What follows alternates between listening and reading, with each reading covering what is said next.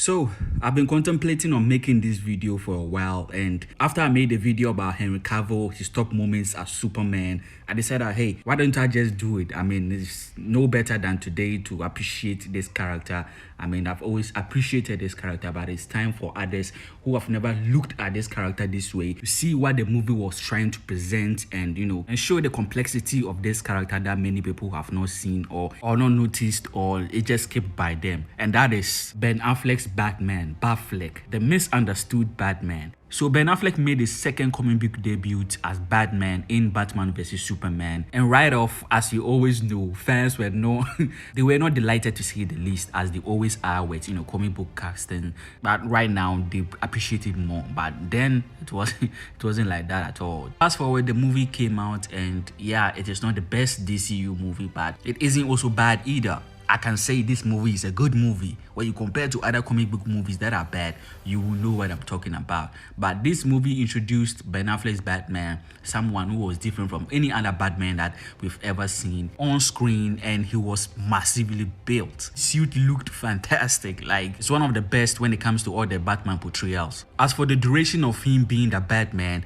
he's been the Batman for about 20 years, per what we learned in Justice League. Come on, you think he fights criminals for 20 years? 20 years in Gotham, Alfred. Since we don't know the time difference between BVS and Justice League, let me just say there's maybe a year or two between those two movies. So considering that, it means he's been Batman for at least 18 years, which means that he's been through stuff physically and emotionally. He's put the fear of God into the criminals of Gotham, and he's lost people that has made him the way he was in BVS. And case in point, Robin being killed. And per what Zack Snyder said, it really shaped this Dark Knight. Felt like the whole idea was that there had been loss and there had been sacrifice. So after that, he was no longer the same, and people kept saying Batman does not kill.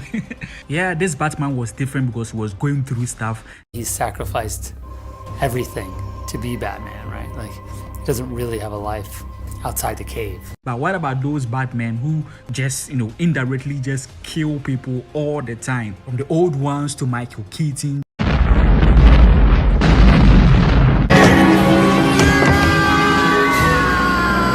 to Christian Bale. I won't kill you, but I don't have to save you.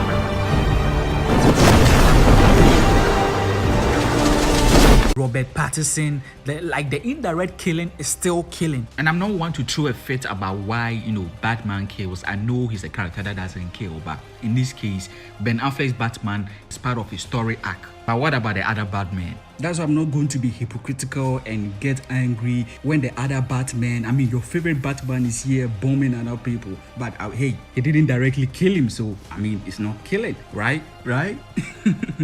But for this Batman, after Robin's death, his no-kill rule was tossed down the bin. He didn't care anymore. He was just filled with anger. And why was he angry? He was angry at himself. He blamed himself that Robin was killed because in Justice League, Zack Snyder's cut, we found out that he was the one who sent Robin after Joker, whether it was to tail him or something, but it didn't go well and Joker killed him. Robin had died about 10 years earlier during some run-in with a young Joker. Anger that he couldn't direct towards the Joker because I think he couldn't find him. So when he sees a super-powered being fighting another one and they almost destroyed the entire city, heck, Zod almost destroyed the entire world just to rebuild Krypton. And the thing here is that he doesn't know the behind-the-scenes details about how Superman, Clark Kent, tried his hardest to stop Zod, and at the end even doing something that he never thought he would ever do in his life. Nah, he didn't know that, and he didn't see that. All he saw was destruction and chaos, and in his own self-righteous judgment decided that Superman has to go. Even when Alfred tried to advise him that he was not his enemy, being blinded by anger, he couldn't see the truth. We have to destroy him, but he is not our enemy. Not today. Even though, yeah, we understand his fears, like Superman can definitely wipe out the entire human race if he wanted to. When he loses Lois Lane, you know how that goes. Or when his mind gets taken over. He has the power to wipe out the entire human race, and if we believe there's even a 1% chance that he is our enemy, we have to take it as an absolute certainty. At this point in time, like, Superman wasn't all that. So after his preparation and everything to go and kill Superman and in his own mind save humanity, the fight started even when Superman was not trying to go one-on-one with him. He was trying to ask for his help to go and save his mother. Bruce, please. I was wrong. You have to listen to me. And nonetheless, we got to see the clash of these titans. He was able to weaken Superman. Breathe it in. That's fear. Land solid hits in, even though it was not permanent, and Superman got out of it and was able to also nearly destroy him. The conclusion of the fight saw the win in his favor. And just when he was about to complete his mission, Superman said something that shocked him. You're letting him kill Martha.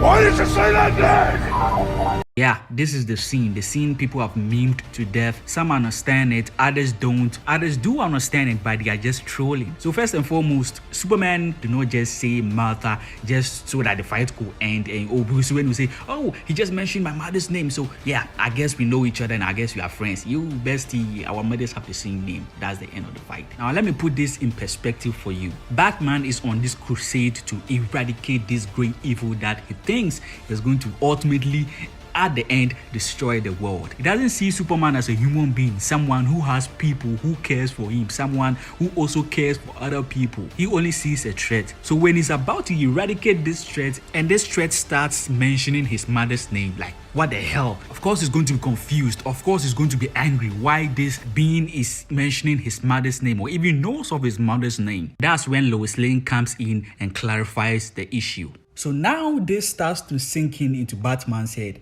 This person that he's trying to kill has a mother. He has people who love him. And at this point, the evil being, the superpowered threat that Batman sees is no more. He sees another person. Superman having a mother, having a girl who loves him, humanizes him. That is where he rethinks everything and stops. Obviously, we know what Batman's parents mean to him, how their death shaped his being, his core. So his mother's name and Clark Kent's mother's name, Superman's mother's name being linked and used as an emotional cord to link these two. It was not just namesake. So after this, he took it upon himself to go and save Superman's mother. I need you at that ship. I'll find her. The significance of this was not just, oh, I'm going to save this person's mother, this person that I almost tried to kill and misunderstood. In a way, it was also to save Martha, the woman he could never save when he was young. My mother needs me. Wait. I'll make you a promise. Martha won't die tonight. Because even though he was powerless at that time and couldn't save Martha, his mother, this time he could save this Martha. He could save this mother for this son. And that's what he did. And the whole scene just birthed one of the best comic book fight scenes of all time. Fast forward, we are thrust into another fight. Doomsday arrives, and here, if not stopped, he will definitely destroy the planet. And what does Superman do? Even knowing that he's weakened by the kryptonite, knowing that it may kill him, he still uses it against Doomsday. At the end, he's killed, and what does Batman see? He sees a selfless being. He saw the person that he never considered to be a being, someone with feelings, to sacrifice himself for humanity, even though he was not human. Someone he's been plotting to kill the entire movie and almost did. And now there he lies, dead. And of course, it was one of the reasons why he wanted to set up the Justice League. Of course, he anticipated threats that were coming to Earth, but it was also to protect the Earth that Superman laid his life for. I failed him. Life. I won't fail him in death. We move on to Zack Snyder's Justice League, and Batman is changed. Like, he's different. His attitude, his demeanor, the way he talks. After 10 years of being blinded by anger after Robin's death and losing hope in humanity, is finally restored. Man is still good. He has faith again. He'll be here, Alfred, I know it. What makes you so sure? Faith, Alfred.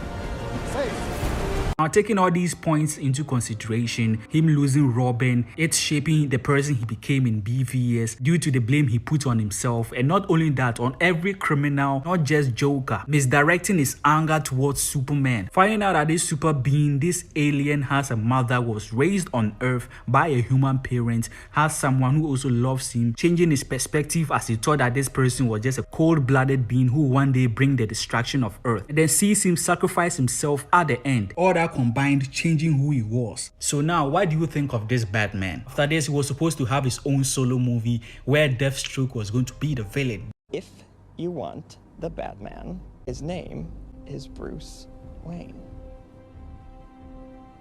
Deathstroke, after learning of his identity, uses it to pick off all the people in his life one by one, hurting him at his core. It would have been really something, but sadly we won't get to see it. But this is just a bit of a ramble on what I think of Ben Affleck's Batman, how he's misunderstood, especially when it comes to his motives, why he became how he was in BVS. Now let me know in the comments below what you think of this. I know that some people still don't care. Hey, he's not their Batman. I understand that. Robert Pattinson did an amazing job. I think he's one of my favorite Batman, and I'm looking forward to part 2 of the Batman. But still, Ben Affleck is a wonderful Batman, even with his fewer appearances and non-solo movie. He took the cowl and made it his own. If you enjoyed the video, please leave a like, subscribe, turn on that post notification bell not to miss any other video. As always, Nerdy Sage here. See you guys in the next one. I don't care how many demons he's fought and how many hells. He's never fought us. Not us united.